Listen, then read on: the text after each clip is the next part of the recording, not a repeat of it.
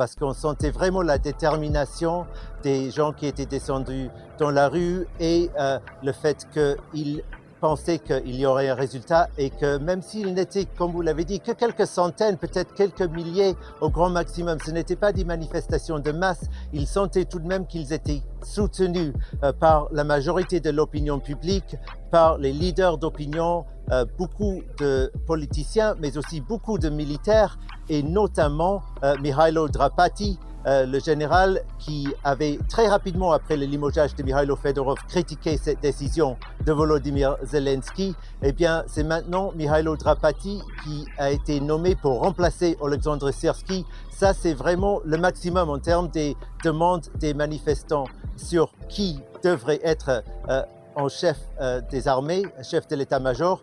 C'était Mihailo Drapati, extrêmement populaire, qui était leur choix. Mais ce qu'ils voulaient aussi, bien sûr, c'était que Mikhailo Fedorov revienne au poste de ministre de la Défense. Et là, on n'a pas d'informations, on ne sait pas si le président va céder à cette demande aussi. Pour le moment, il n'a rien dit à ce sujet. Donc Mikhailo Fedorov, qui pour l'instant n'a pas été réintégré de ce que vous nous dites donc, mais ce vent de contestation montre en tout cas à quel point Syrsky était devenu impopulaire ces derniers temps.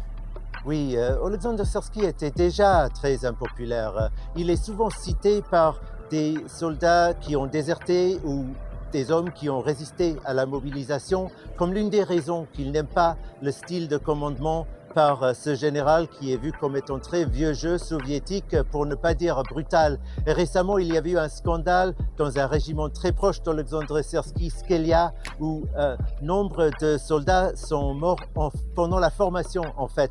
Et selon l'enquête menée par des journalistes, c'était à cause de la brutalité de leur commandant. Oleksandr Syrsky, bien sûr, a condamné ce comportement, mais pas suffisamment fort aux yeux de l'opinion publique, et il était toujours vu comme très proche de ce régiment en particulier.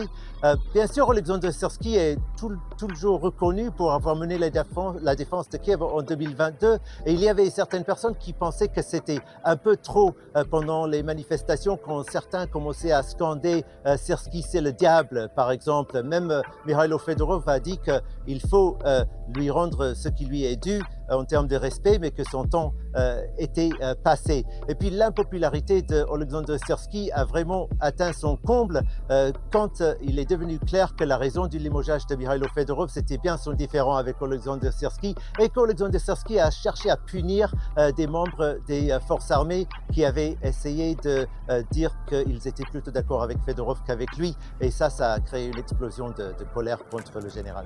Merci beaucoup Gulliver Krag, notre correspondant en